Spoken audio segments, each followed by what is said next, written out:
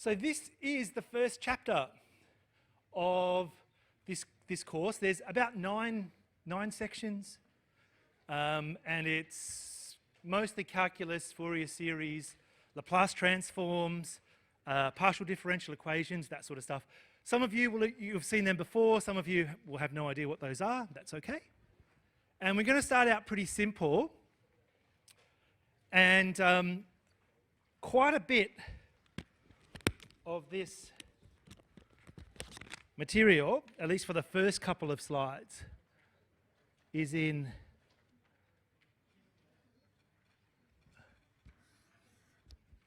Math 1, 2, 3, 1. It's the first week of Math 1, 2, 3, 1. Okay, so some of this will be super familiar, and some of it will be like, oh, I haven't seen that before. Now, if you were in my class last year, you'd realize I have two rules. Okay, two rules. That's all I ask, right? I don't ask a lot. Right? One, I'm going to fight the little white headphones, right, forever, until I die. Okay, if you're wearing headphones, I'm going to say something. Okay, and there's a reason behind that. And the second is no sleeping. Okay, if you want to go sleep, there's like some nice couches just outside. If you want to go sleep, go there, or go home, or go to the library, right? They're the two things that get me a little bit upset. Okay, so I will say something if I see you. All right, so let's start. We've got 129 responses so far in our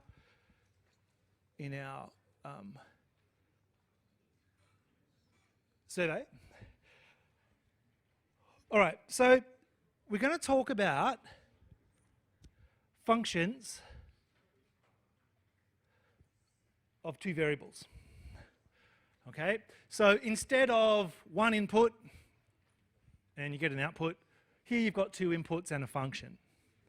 Okay, so I don't know, you can think of it like a function machine.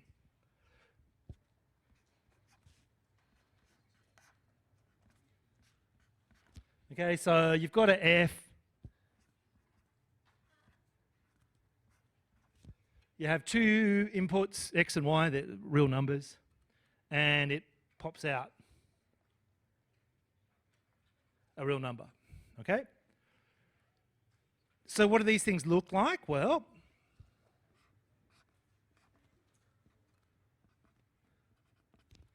in three-dimensional space, you can form a surface, right? A surface.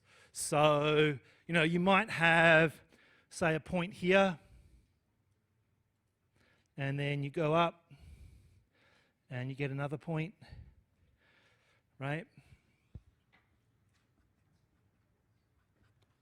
And collectively, all those points, those z points, form a surface, okay?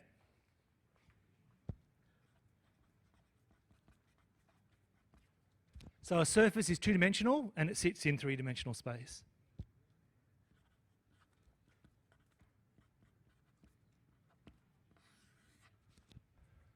Okay? That's the basic idea. So two inputs, one output is just a number. And instead of having like a graph, which is just a line or a curve, you've got a surface. So let me show you some examples.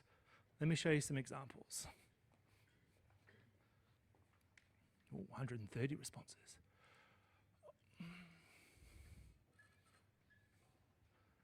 Okay, now, I can't put one screen up on the individual screens, so I have to have either both or none. They've changed that. I'll try to get it fixed. Here is GeoGebra. GeoGebra is amazing. I use it all the time. It's like Desmos. It's super simple to use. But let's do some 3D graphing.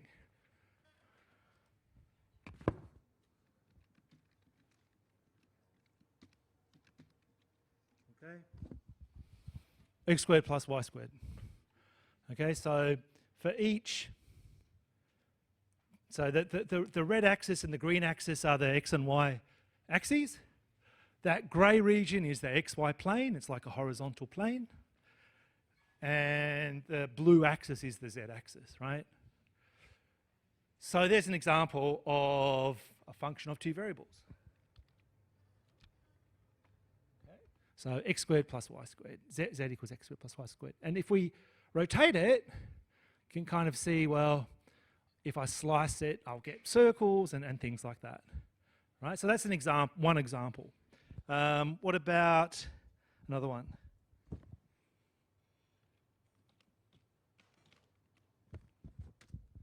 Okay. What about this one? So that's something you've seen in first year, right? What is it? How would you describe it? It's a plane, exactly. It's a plane, right? The plane, not the plane you fly. Okay. So that's another one. What about? Let's change x squared plus y squared to x squared minus y squared. See what happens.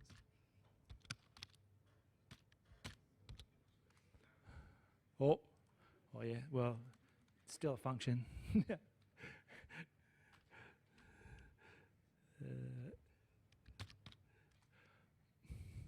Whoa.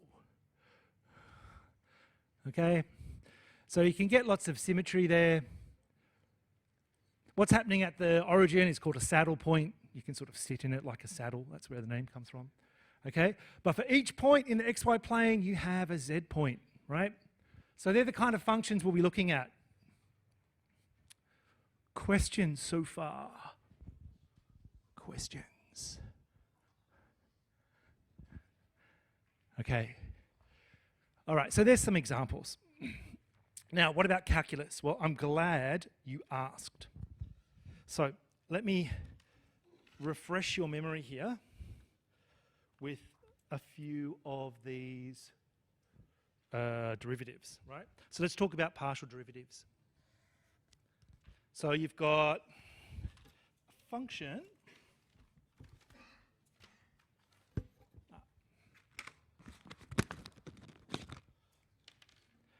right? And what we would like to do is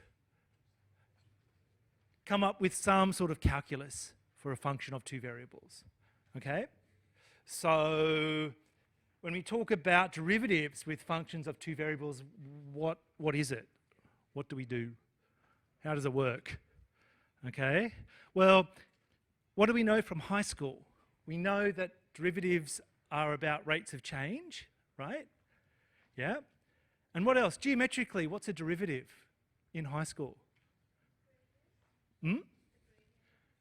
Gradient, exactly, right? So you've got the gradient of what, though? Yeah, what's the slope? Now you're talking. Okay, so tangent line? Yeah, so let's just refresh our memories, go back in time. It's the slope of a tangent line to the curve, right? Okay, good. So does that change here? No, not really. Not really, okay?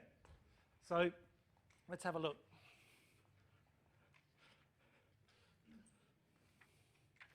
So a little bit of notation first.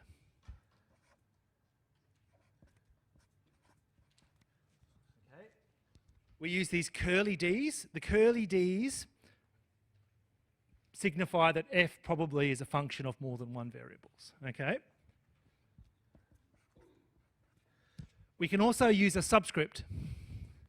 So when we talk about df dx, both of these notations used, okay? Now, we can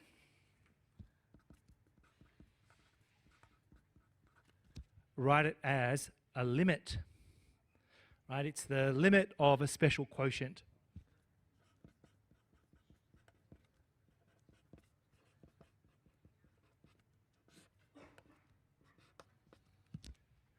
Okay?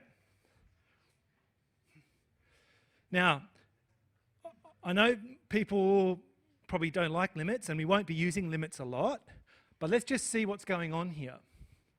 There's really only one thing to pay attention to.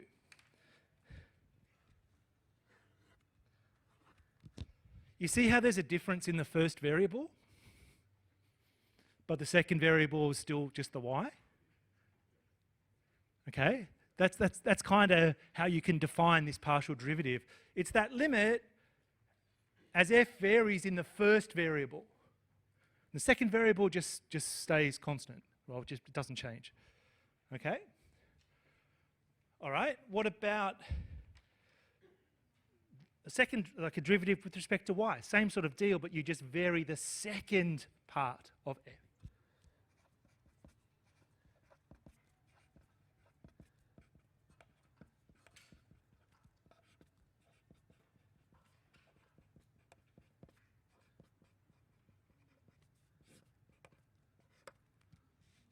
Okay? So we won't be using limits much, but this is important because it shows you what's varying in our representation. So here, it's the second one.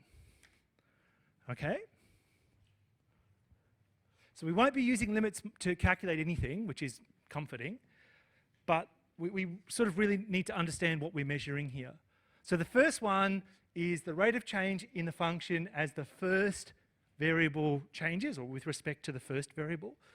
And the second one is with respect to the second variable. Okay? So can you do other things? Yes. You can keep doing with derivatives.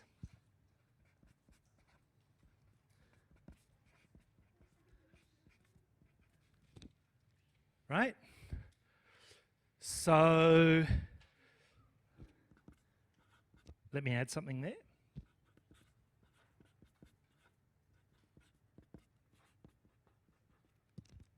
So if you have df dx and you want to differentiate it, you just, again, hold the y constant and differentiate normally with respect to x. All right, and a few other ones.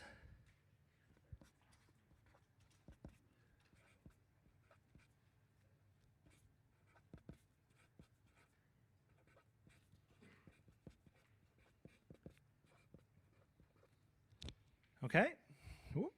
Bloop. All right. Now, there's one more set of derivatives that we'll look at, and then I'll show you some examples. Okay. Can anybody think of another kind of second order derivative here? So we've got the first orders up the top, some second orders down the bottom. Is there any other way of combining these things? Yeah, exactly. So what happens if you differentiate it with respect to x and then? Yeah, and is there another one? You say you're right. Huh? Yeah. Yeah. Would it be different from yx or? So you've said you've said yx. Yeah. Is xy the same as yx? Oh, good question. Okay, so now we're sort of looking at different combinations, right? So you're absolutely right. It's a good question, right? So what else can we do? What other derivatives can we do for this second order stuff? Well, we can do something like this.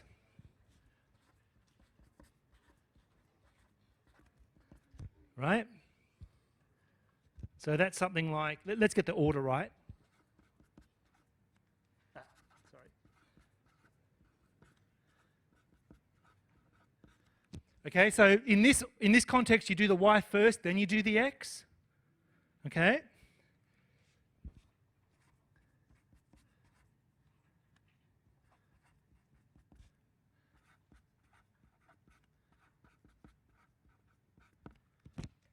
And in that context, you do the x first and then the y. Okay, but does it matter? Only rarely does it matter. Okay? For the functions that you'll be looking at, they're all super friendly. Okay? So these are usually equal. So I would call those the mixed partials or the mixed partial derivatives.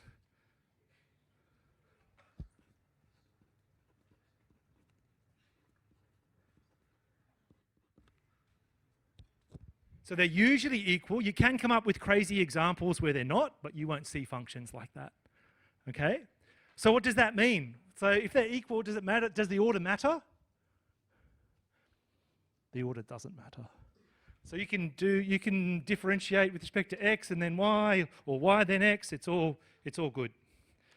All right, before I show you an example, questions. Questions.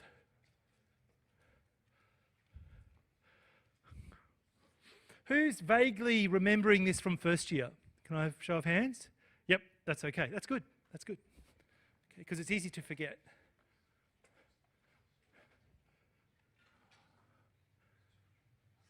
Okay, all right. So let's do an example. I'll do that one later. So I'll just fit it in down here. So suppose I've got a function.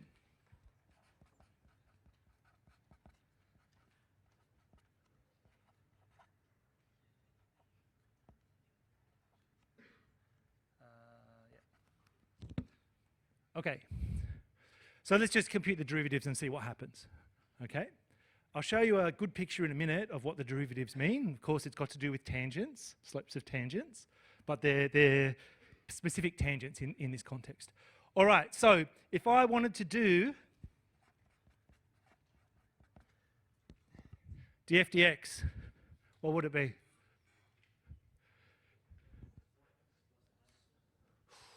Okay. Yeah, so you don't have to use the limit. If we're doing it with respect to x, we just imagine all the y's are constant, and we differentiate normally with respect to x. So you said 4x, right? Yep.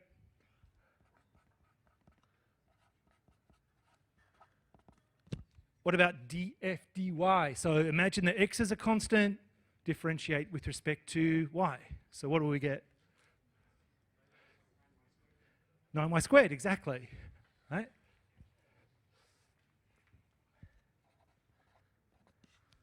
Okay, now if you keep differentiating those,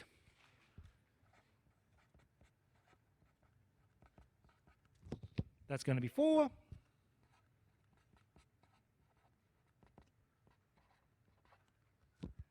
That's going to be 18y.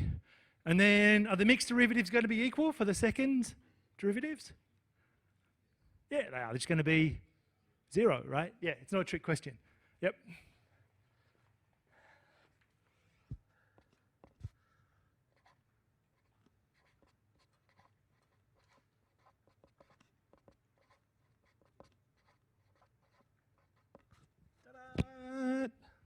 Okay, pretty easy.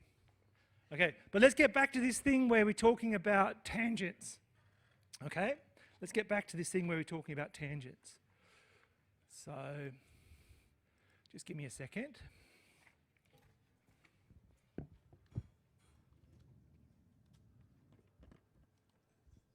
Okay.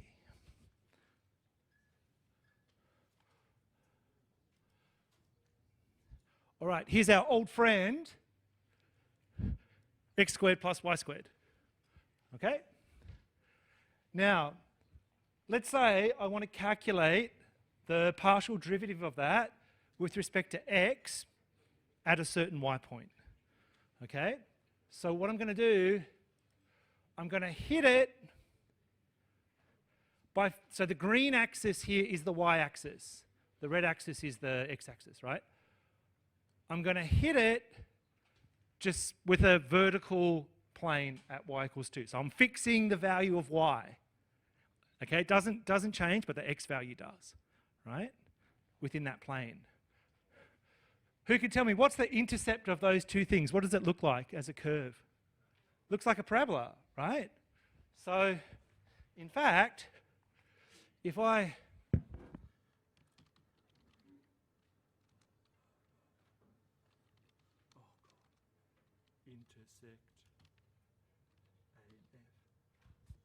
if I intersect those two, it's exactly a parabola. Okay? So, going back to high school, what does our derivative mean now? We can put a tangent on that and get a slope of the tangent, right? So it's still a tangent line. It's still the slope of a tangent line. Derivatives here are still connected with tangents. It's just you've got a plane that's intersecting and you're forming a curve. Okay?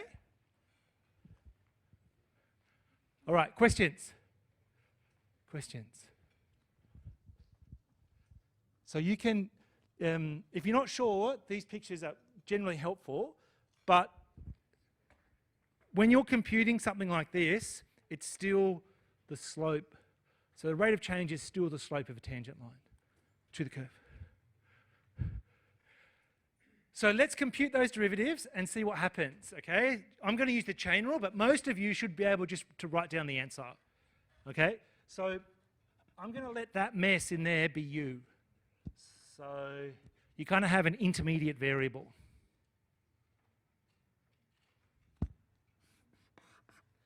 Okay, so I've drawn a little schematic there because sometimes it's very helpful in working out what you need in your chain rule, okay?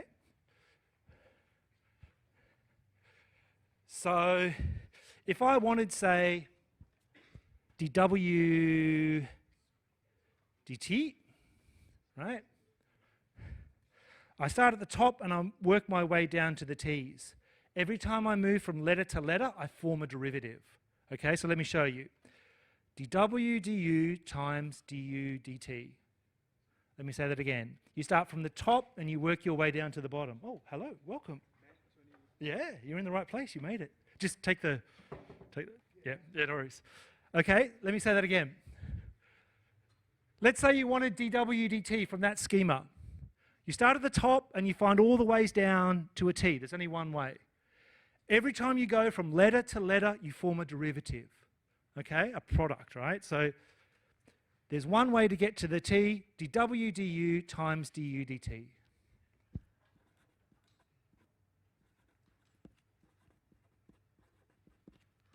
Okay, and some of you may be thinking, well, I knew that. I don't need to do that. I just do it in my head. Great. Right? It will get a bit more difficult in the next lecture, though. Okay? All right, let's work out the other part. dw dx. Okay? dw du times du dx. So there's one path to an x.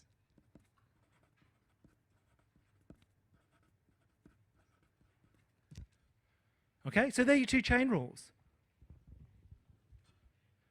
All right? Now, for a problem like this, you probably wouldn't do all that method. You just write down the answer, right? So let's just do that. Sorry, these should be, hang on.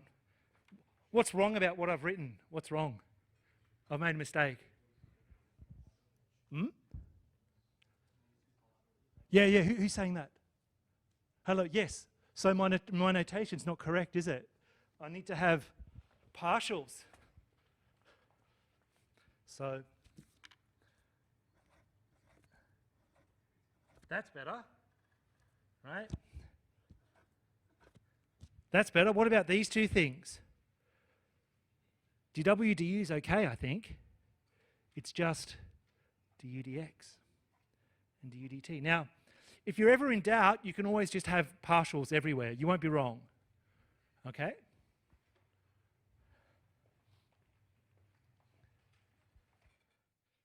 Okay.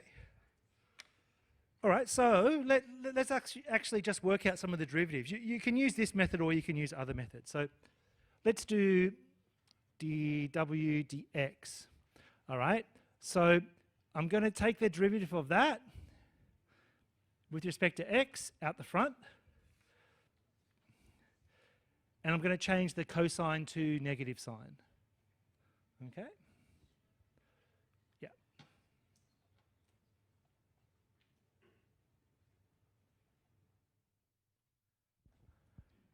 Okay? And then for dw dt, I'm going to differentiate this with respect to t and multiply by the derivative over there. So I'm going to get 2c coming to the front, and the cosine is going to turn into a negative sign.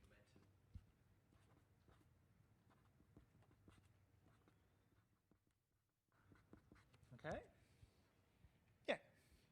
And now I'll just do it again to get the second partials.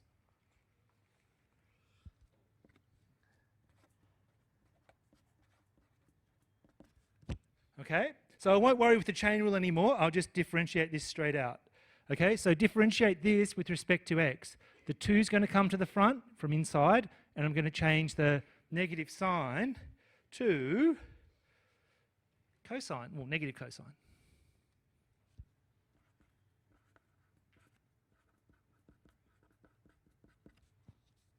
Okay, last derivative.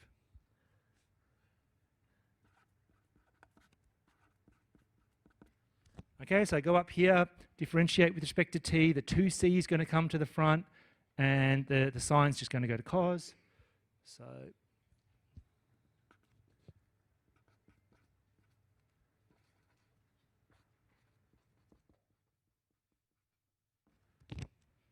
okay. So now we just compare them.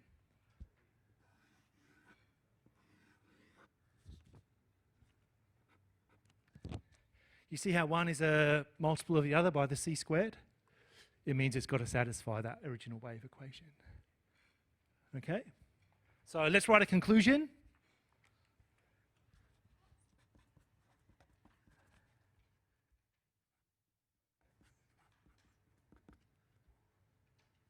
dt squared, sorry.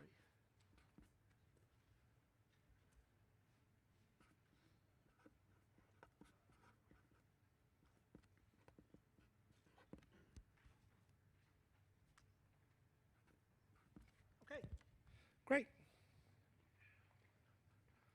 So essentially you're just verifying something, which is fine. We'll look at partial differential equations later in this course, but at the moment we're just taking super simple steps. Okay? Questions?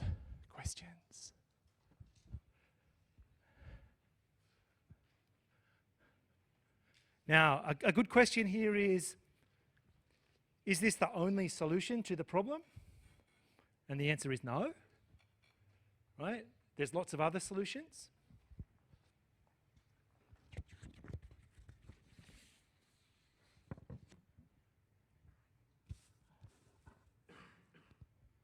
So, just put this up. Here's another solution using logarithm. And here's a slightly more general solution. You don't know what f is, but f can be any sort of differentiable function. And, believe it or not,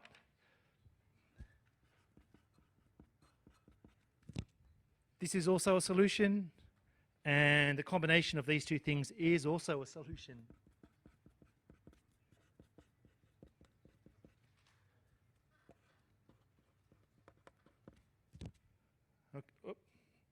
Up there. Okay, so this is a little bit worrying because you've got all these solutions and you're not sure which are the important ones and which ones are not. That'll come later.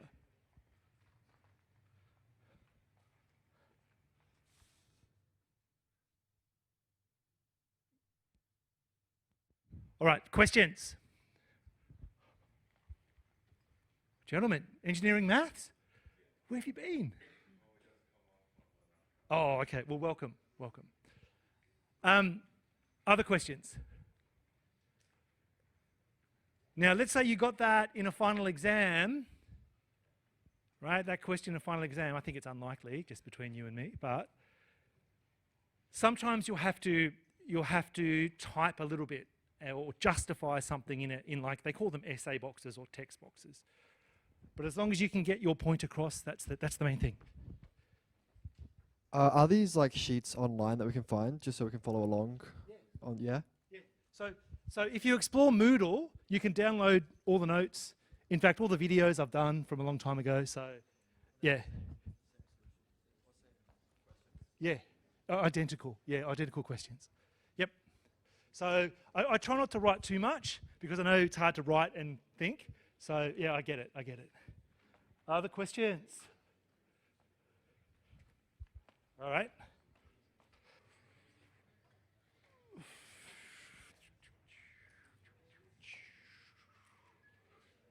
Okay. So the second lecture is probably familiar to some of you, but not everybody. Okay? You do touch on this in 1231, Math 1A, Math 1B, sorry. But, you know, maybe you've forgotten it or you never learnt it or whatever. But this is more of a focus on this so-called chain rule. Now, I said before, chain rule is really, at school, it's really the product of derivatives, right? But here it gets more complicated, okay? it's no longer just the product of derivatives. It's the product of derivatives as a sum. Okay? All right.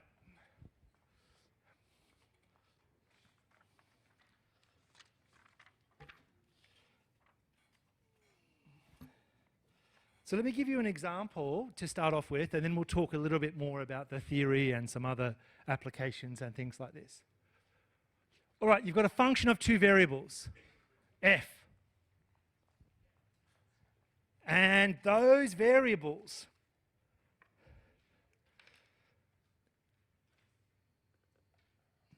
depend on other variables, okay?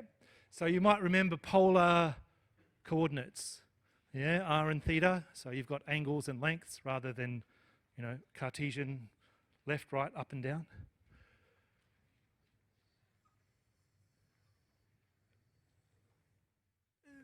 In this question, you're asked to show that this partial derivative can be expressed in that form.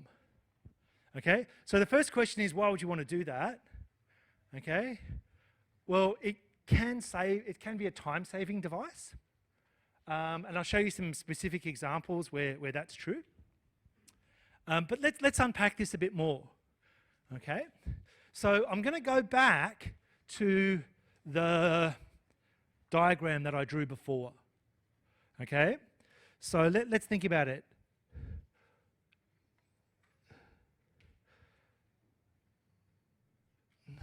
Okay, I'm going to start with my first sort of dependent variable f and w, and then I'm going to draw a little schema of the relationships between all the bits.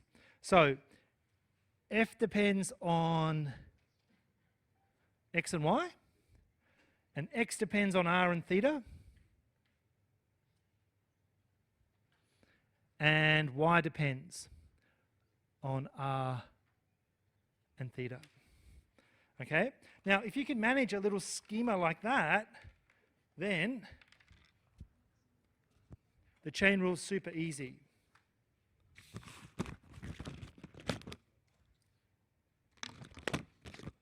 Okay? Now, let's use the same idea as we did in the previous lecture. You start at the top and you move down the chains down to whatever variable you're differentiating with respect to. Okay? So let's think about it. Let's say I wanted dw dr. Okay, how many ways are there from the top to an r down the bottom? How many paths are there? 2, exactly, right? So let's work out both paths. So it's going to be df dx times dx dr, df dy times dy dr, and you add them together.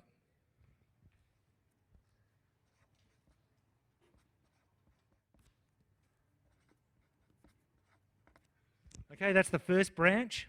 And the second branch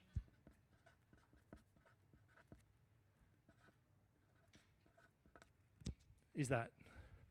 Okay, so we're adding together the products from all the different branches. Okay? So not only do we have the product of derivatives, we've also got a sum. Okay, so what's f here? Yeah. In this question, I've got no money. It's typical professor. What is f? Who can tell me? I was going to offer like $50, right? I will do that when I get paid, I promise. What is f? Do we know what f is? Does it tell you? What do you know about f? We know that it's got continuous partial derivatives.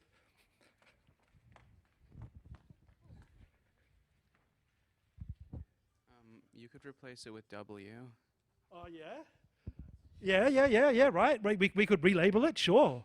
We could replace it with w, but is it a particular function? Like x squared plus y squared or cos 3xy or something? We don't know, do we? Right? So the best we can hope for in this problem is just writing down df dx. We don't know what it is, but it's just there. What about the second set of variables though? X equals r cos theta, y equals r sine theta. Can we differentiate those and get something? Yep. So let's try that. By the way, the x's and y's here, these are sort of thought of as intermediate variables.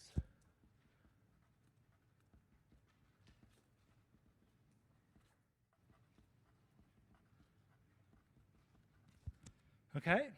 They kind of help with notation. I'll show you an example in a minute, but they help with the notation and they just, I guess they don't overwhelm us. All right, so df dx here, we don't know what that is. Dx dy, so what is, dx dr, what's dx dr going to be? Cos, right, cosine theta.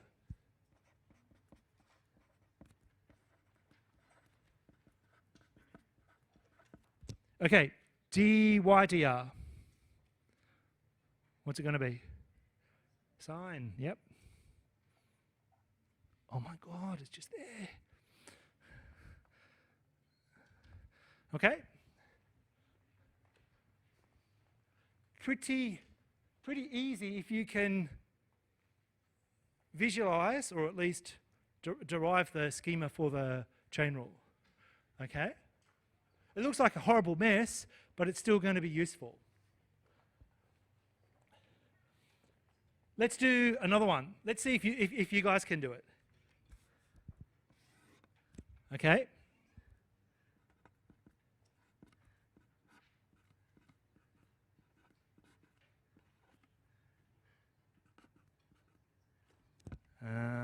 What shall I do?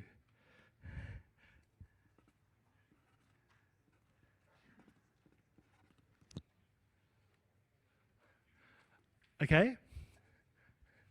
Let's see if we can work it out. Let's think about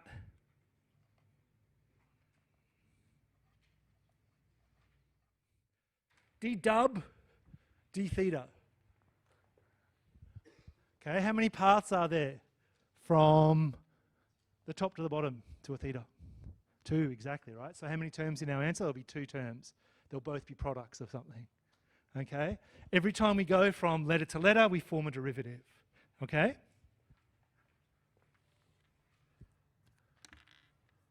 So, df dx times dx dr.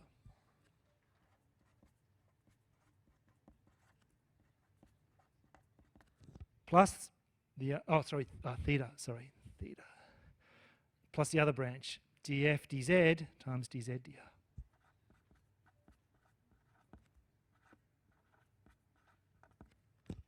Okay? So if you can work out the dependencies on the variables, it's super easy. Now, would you get this on a formula sheet for your lab tests? No. We expect you to be able to derive that. Oh, dz, hang on, dz, d.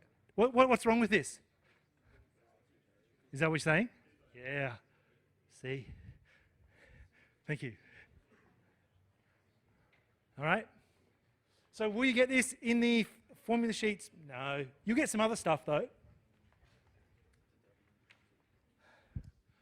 Okay.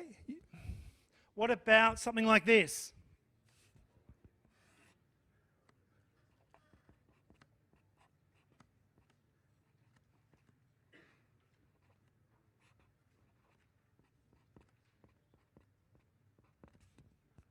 Okay. Here, f depends on 3 variables, x, y, and z, and each of those intermediate variables depends on, say, time. Okay? So, let's have a look. Let's do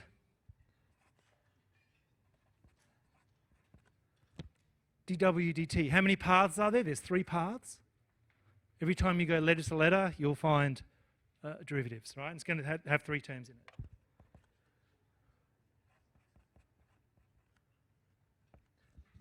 Now, this one, is it a partial derivative or a regular derivative? It's going to be regular because x only depends on one thing.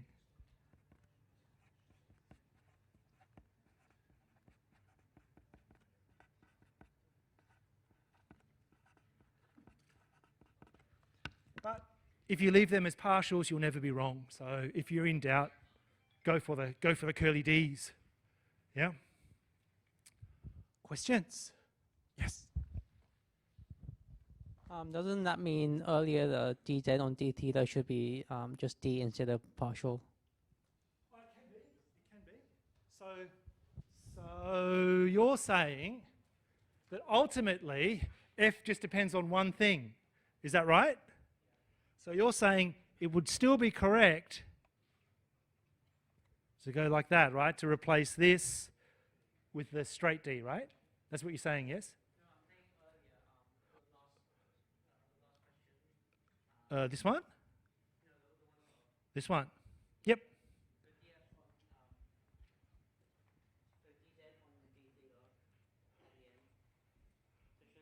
It could be, yeah. You could have straight D's as well. Yep. It's up to you. You'll never lose marks if you have curlies rather than straights. Okay? All right. Let's have a look at an example from lab tests. Okay. All right, let me show this to you.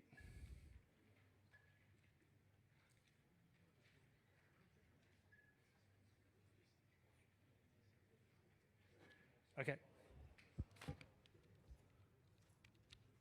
All right. Here is one of last year's lab tests. I didn't teach the course last year, but these are questions that you can try when they're released, right? I've got them early. And let me show you a chain rule type question that you might see. Okay?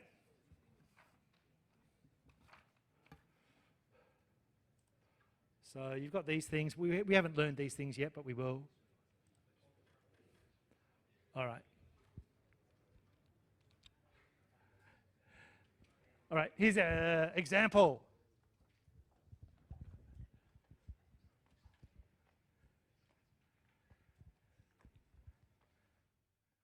Everything all right? Okay. All right, a couple of things.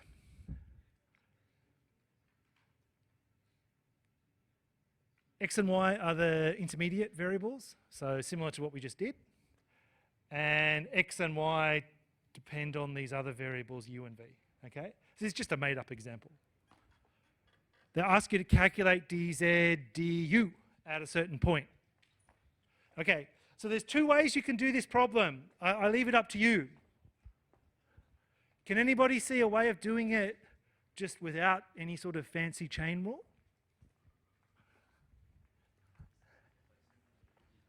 Hang on, yeah.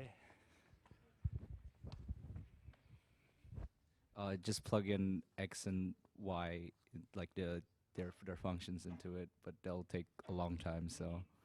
Yep.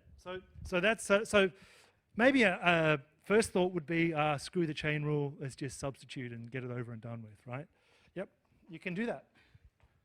Okay. So you could, if you wanted to, take that, substitute it in for x, take that, substitute it in for y, and then compute the derivative.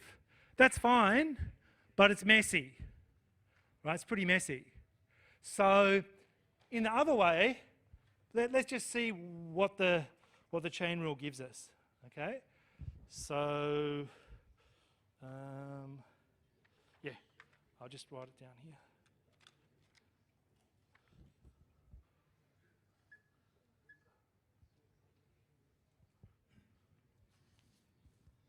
All right, so I've got one here that I prepared earlier.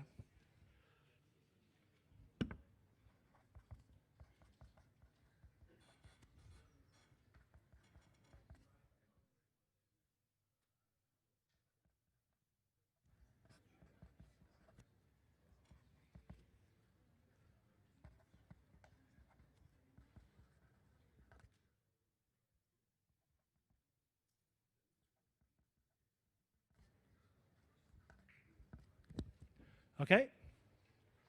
So let's put it to the test. Let's do it using the chain rule and see what happens.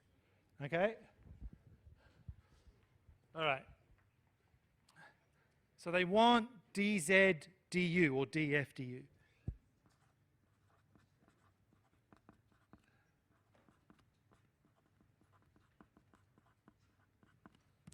Okay? That's what they want. So I'm going to draw the schematic. You don't have to do it, of course, but it's up to you.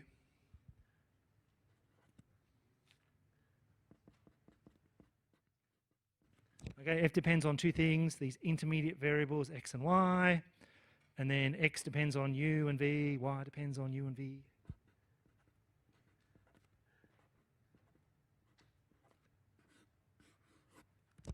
Okay, we only need one derivative out of there, dz du.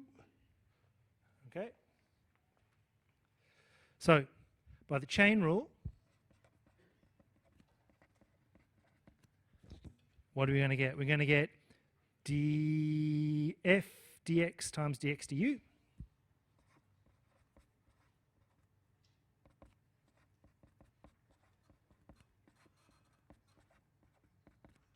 Plus the other branch, df dy times dy du.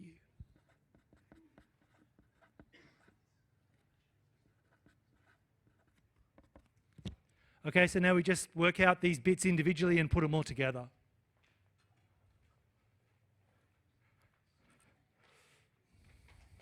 All right. So df dx, what's that going to be?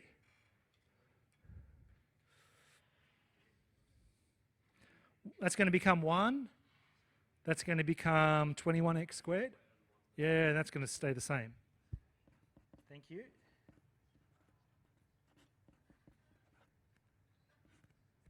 Okay, so that's the first part. dx du. What's dx du going to be?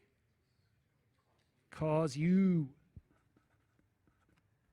Okay, plus the other branch. df dy. Okay, well that's going to disappear. And that's going to be something like negative 7x cubed over 1 plus y all squared.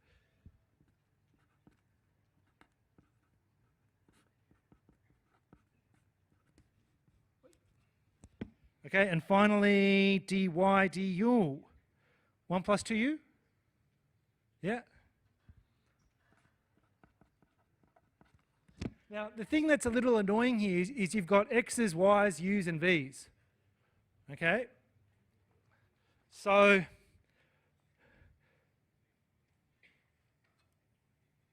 when u and v are 0, what are x and y going to be? Well, that's going to be 0, that's going to be 1.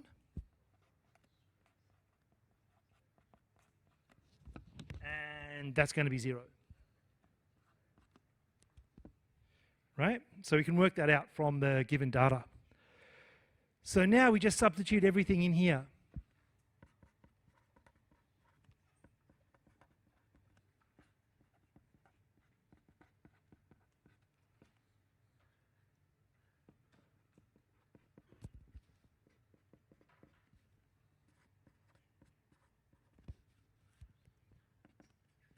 Okay, so what are we going to get? We're going to get 1 plus 21 times 1 minus 7.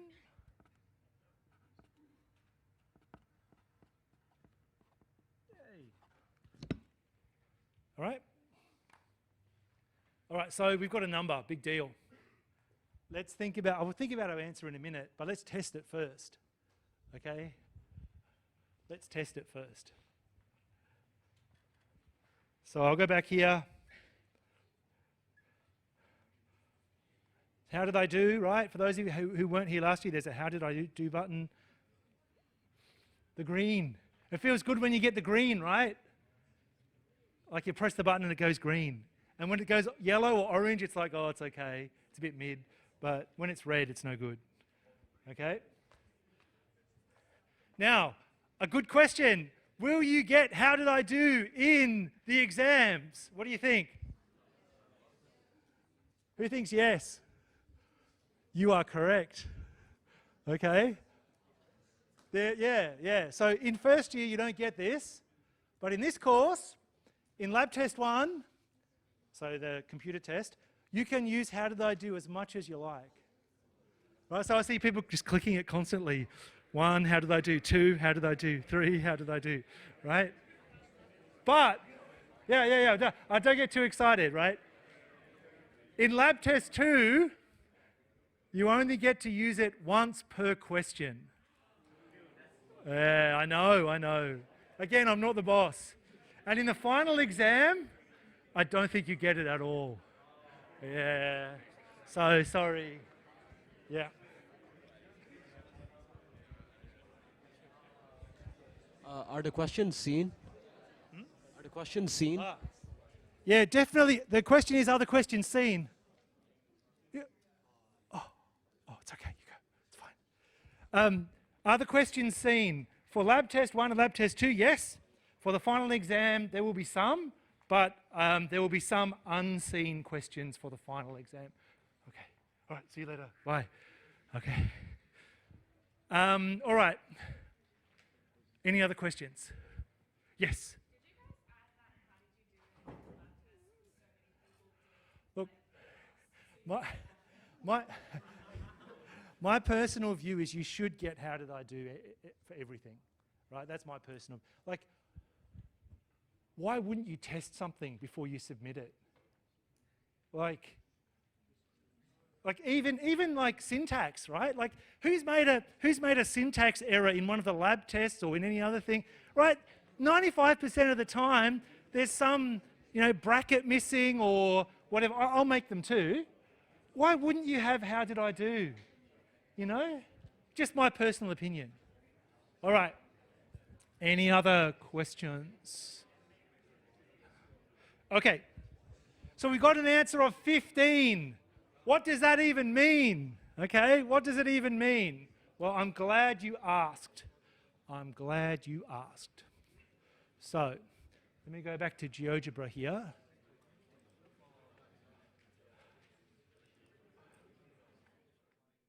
What?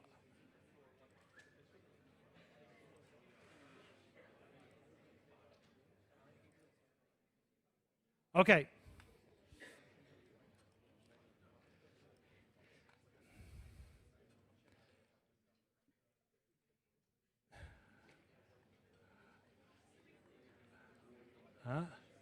All right, what I've done in this example of the top left-hand corner, I've actually done what I said at the start. I've taken that mess and I've substituted into our function. Instead of u's and v's, I've got x's just because GeoGebra doesn't know what to do with u's and v's. But that's the mess, right? In that top left-hand corner. And there's the graph. Okay, so we want to compute the derivative at 0, 0 of this crazy function, this crazy surface, right, with respect to the first variable. Okay? So let's see if we can do that. This is one I prepared earlier. Okay? All right, so I'm going to put my vertical plane in and I'm going to intersect that crazy surface. And what am I going to get? I'm going to get that. Yeah. All right. So if I'm at 0, 0 and I look up, what's the value of the function? 8. Who said 8? Someone said it. Well done. 8. Okay. Now let's fit a tangent line to that curve. Here. Right?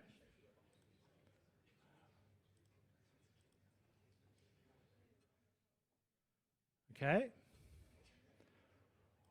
What is the slope of that yellow tangent line? What is it? 15. That's what we got. That's what we calculated. Okay?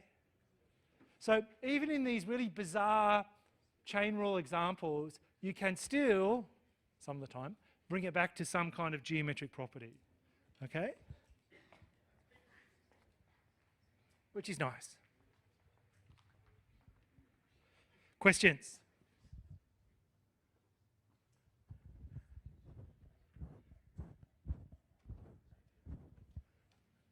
Okay. All right, so even with these bizarre things, you can still have some idea of what's going on.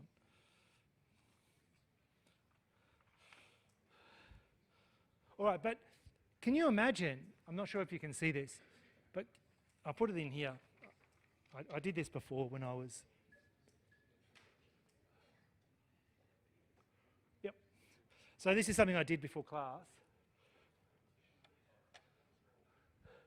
That's doing it the substitution way without the chain rule, right? So if you're like, I don't want to learn the chain rule, fight the power.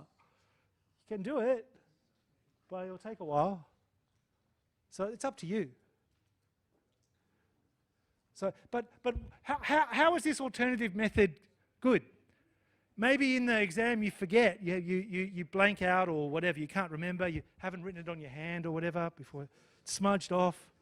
What do I do? You can still, theoretically it's possible to still compute it, right? So yeah. So you can see even I made a few mistakes as well. Okay.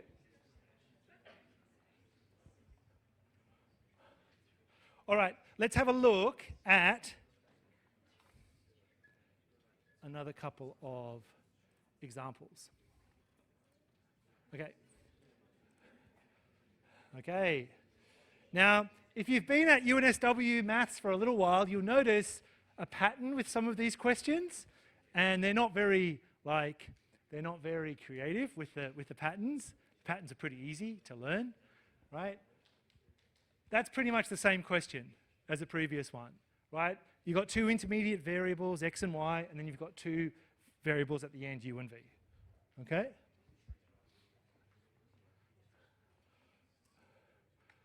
Same again. Same again. Same again. Okay? Now, what's different about this one? There's one thing that's different. Hang on. So there's one thing that's different about this one.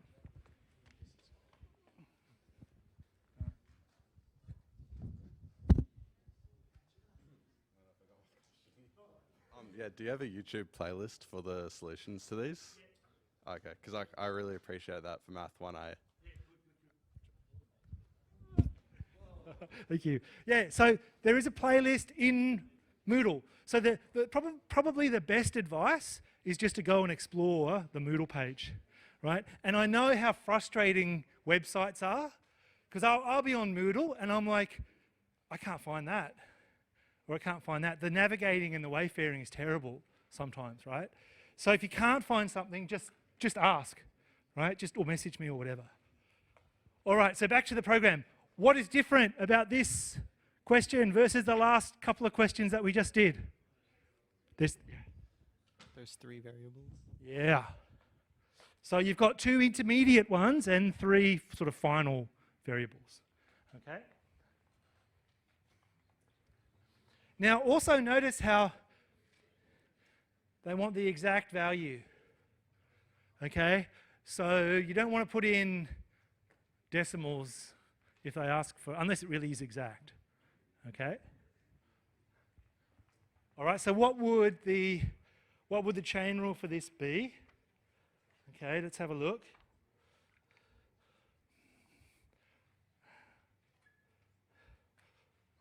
So we've got W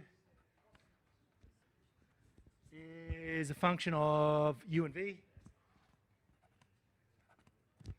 and u is a function of x and y,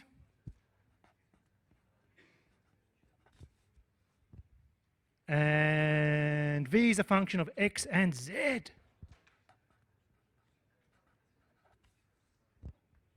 Okay, so they want dw dx. All right, who can tell me what's it going to be? What would the expression be? Come on, I know it's late in the afternoon.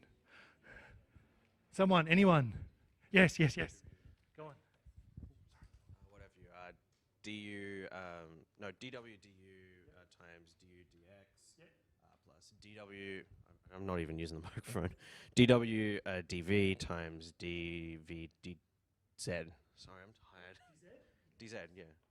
Oh my god. Sorry, dx. That's it. That's fine. I'm so sorry. Don't worry.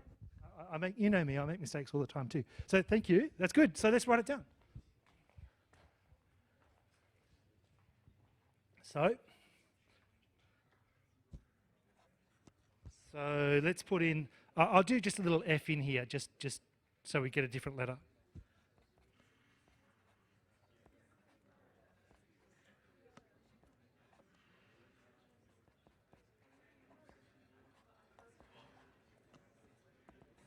Done. Okay, so once you've got that, it's easy. You just take your function, your F, whatever, and differentiate it. Okay.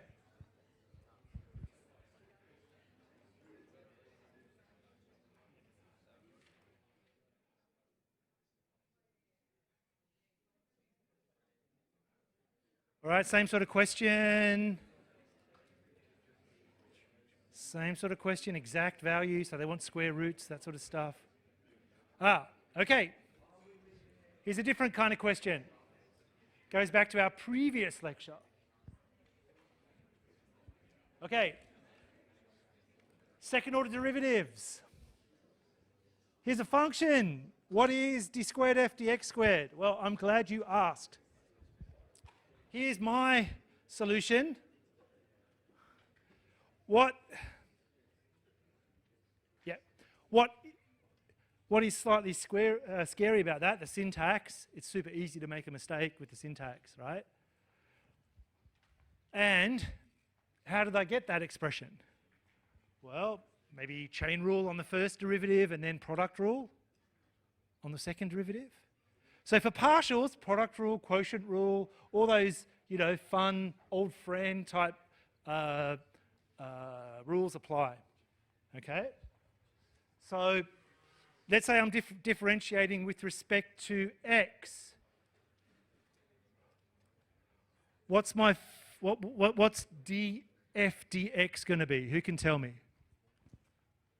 Who can tell me at 5:41 in week 1? Yeah, hang on. Yes, you rule. Right, I wrote it down, hopefully I remember. 2 times x times y times the cos of x squared y. Yeah, so what's happening there? The sign's going to a cos? Yeah. And what are you doing with the x squared y? You're differentiating it with respect to x and then moving it to the front. Exactly. Brilliant, thank you. So the first derivative here is going to be something like 2xy times cosine all of that mess. Okay?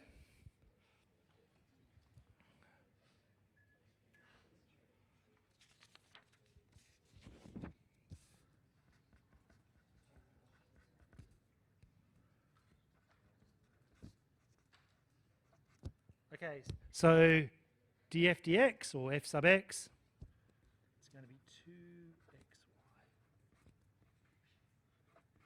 2xy. Okay? So now for the second one, I reckon you did that one. Oh, there was someone else up here. Second, how would you get f sub xx? So this is the second order partial. What am I going to do there? Yeah, what rule would we use? Product rule, right? It's a product. Very good. Okay. Yeah, there what you say. Yeah.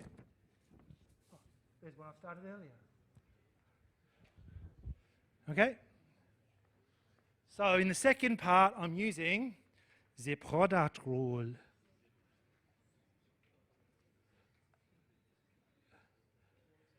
Okay, so first one, chain, and then product. And so the most annoying thing here is actually inputting the syntax into Mobius, right? And so anyone who was in my class last year, what's one of my strategies to avoid this? Anybody know? Anyone know?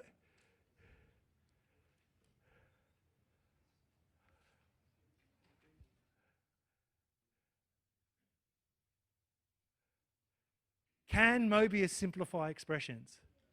It can. So you don't need to simplify anything, right? So if I didn't want to do that, if I didn't want to simplify it by hand, I would just put, you can see it here, you could just put this mess into Mobius and it will simplify it for you, okay? Which is brilliant, okay? So let me give you an example. Oh, let's just check it first. Did I? Oh, the green. All right, let's say I had +1, -1. Okay, so it's not simplified. Will it still work? Yeah. Okay, so when you're doing these, you don't have to simplify it by hand. It doesn't have to be the most simplest form. Mobius will help you with that. Most of the time. Not always, but most of the time. Okay, I can also preview. You see how the +1 and the -1's disappeared now? Okay. Another one. Okay. This is a good one. You've got a mixed derivative now. Okay? Doesn't matter which way we do it for these sort of problems. Super easy. Okay, so for this one, we can go, all right, I'm going to do the x derivative, then the y derivative, or you can do it the other way around. Okay?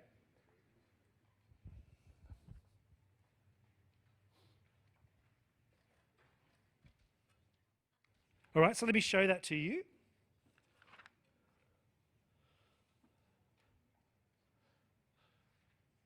So,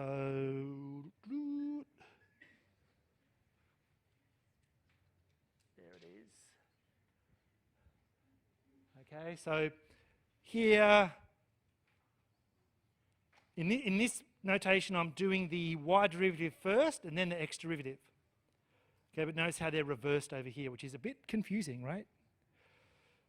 So you differentiate with respect to y, make all the x's fixed, and then you differentiate everything with respect to x. This is going to be a product. Product rule again. Most of the questions that I've seen, and I didn't write the questions, most of the questions involve this sort of repetition, chain rule, product rule, or quotient rule. Okay? So let's do it the other way, and we'll see what happens. So now I've gone with x first and then y. And oh my goodness, they're the same. Wow.